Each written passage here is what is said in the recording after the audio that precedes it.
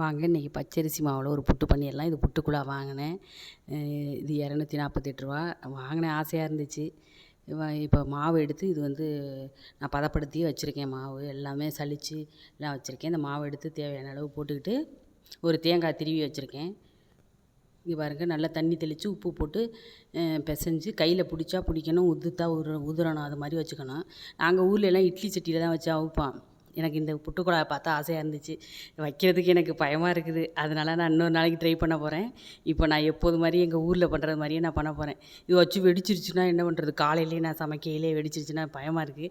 அதனால் நான் இதில் வைக்கல. ஊரில் பண்ணுறது மாதிரி இட்லி சட்டியில் தண்ணி வச்சு இட்லிக்கு எப்படி வைக்கிறோம் அது மாதிரியே வச்சுருவேன். ஊரில் எல்லாம் ஓயாமல் பண்ணுவோம் அது. இப்போ இட்லி துணியை நனைச்சிட்டு புழிஞ்சிட்டு அது மேலே எடுத்து இந்த மாவு அள்ளி வச்சிடணும்.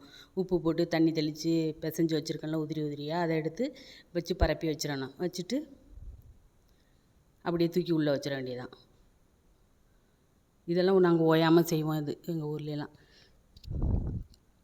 ரொம்ப சூப்பராக இருக்கும் அது. இப்போ இது மூடி வச்சுட்டு ஒரு 5 நிமிஷம் ஒரு 10 நிமிஷம் இருந்தால் போதும். அதுக்குள்ளே வெந்துடும். அது வெந்துட்டு இப்போ நல்லா மூடி வச்சிடணும். இப்போ வந்து நான் ஒரு தேங்காய் திருவி வச்சுருக்கேன். இப்போ எடுத்துட்டு இப்போ இதில் போட்டுறணும். போட்டுட்டு உதுத்துட்டு தேங்காய் போட்டு சுகர் போட்டு கலந்து சாப்பிட வேண்டியதான். நாங்கள் ஊர்லெலாம் இப்படி தான் சாப்பிடுவோம். இங்கே உள்ளவங்க எல்லாம் இதில் வந்து கடலை இதெல்லாம் தொட்டுக்கிட்டு சாப்பிட்றாங்க. அதனால் நானும் ஒரு கொண்டக்கடலை அவிச்சு வச்சுருக்கேன், வச்சுக்கிட்டு சாப்பிட்லான்ட்டு. வாங்க சாப்பிட்லாம். சுவையான பச்சரிசி புட்டு ரெடி.